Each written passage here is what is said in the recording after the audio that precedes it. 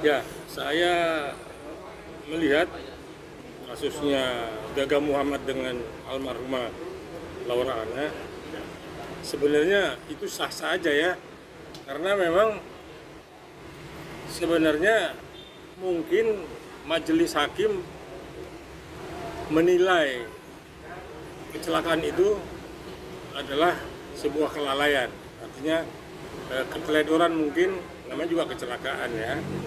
Tetapi ketika Ana mengalami cedera dan lumpuh dan dalam perawatan hampir 1 tahun di rumah sakit, nah peran Gaga ini tidak ada gitu. Jadi majelis hakim kalaupun menjatuhkan vonis 4 tahun 6 bulan dengan denda 10 juta, saya pikir sah-sah aja ya. Mungkin ya ada kesengajaan yang dilakukan Gaga ketika mereka berdua di dalam mobil.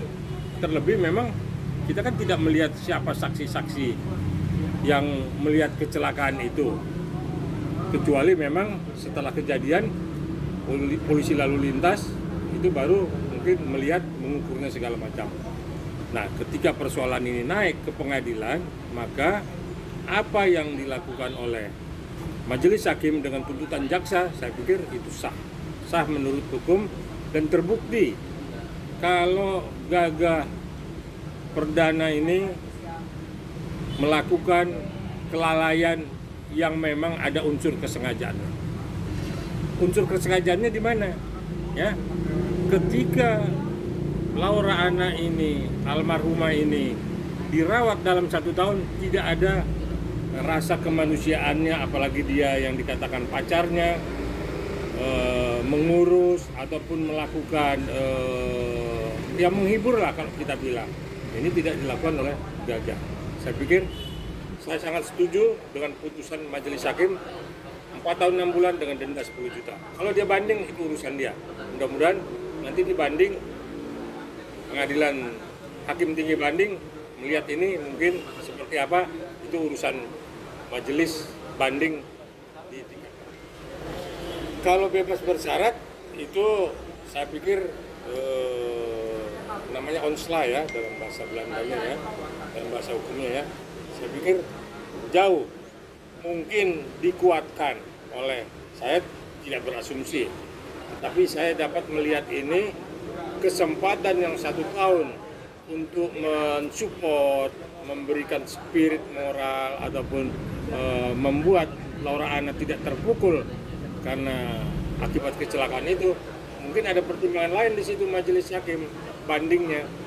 Tetapi ini kan majelis pengadilan negeri sudah melihat ini semua, sudah menggelar ini semua, ternyata memang tidak terlihat adanya penyesalan dari Gaga Perdana ini, adanya keinginan untuk menyembuhkan saudari almarhumah Laura Anna ini, maka majelis hakim karena tidak melihat itu, itulah makanya diputus 4 tahun 6 bulan dan dengan denda 10 juta. Ya saksi, ya artinya kan proses itu kan sekalipun Laura Anna tidak ada, tetapi kan keluarga yang mewakili kepentingan Laura Anna ada. Pengadilan negeri itu kan juga tidak berdiri sendiri, itu kan ada usulan dari jaksa penuntut agar masalah ini disidangkan. Jadi ada di tingkat kepolisian, ada penyelidikan, penyidikan, sampai ke tingkat JPU, kejaksaan, sampai itu ke tingkat pengadilan. Maka dari semua ini tidak ada indikasi yang meringankan saudara Gaga Perdana untuk dia dibebaskan ataupun dia diberi keringanan dalam hukumannya. Nah, makanya saya yakin kalau nanti majelis hakim banding pun akan memutus sesuai dengan putusan pengadilan negeri. Ya bagaimana ya, karena memang kita lihat si Gaga ini tidak ada rasa kemanusiaannya, apalagi Laura Anna itu pacarnya. Kok sama sekali tidak ada keinginan untuk menguatkan hatinya ketika Laura Anna dalam perawatan, seolah-olah ditinggal begitu aja. Nah, Nah, inilah antara kelalaian ataupun ada unsur kesengajaan dalam kecelakaan itu.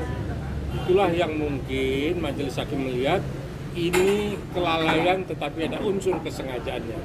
Unsur kesengajaannya itu ya ketika Laura Anna dalam perawatan ya, kelumpuhan itu dirawat, saudara Gaga Perdana ini tidak memberikan ataupun melakukan upaya-upaya yang dapat menghibur Laura Anna supaya Laura Anna itu berhibur. Artinya kalau orang stres, orang sakit, mungkin pacarnya datang, dia akan berbunga-bunga dan mungkin akan juga datang kesembuhannya.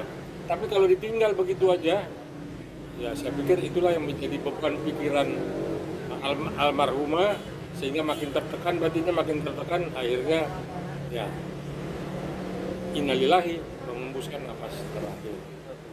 Saya rasa banding itu ketika memang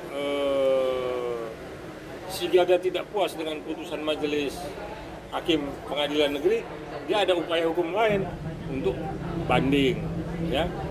Nah mungkin nanti dia dibanding ini akan dapat keringanan gitu. Nah, tapi kalau melihat kasusnya ini, mungkin akan ditetapkan sesuai dengan putusan pengadilan negeri. Nanti kalaupun putusan banding tetap dia tidak puas, dia bisa kasasi, ya.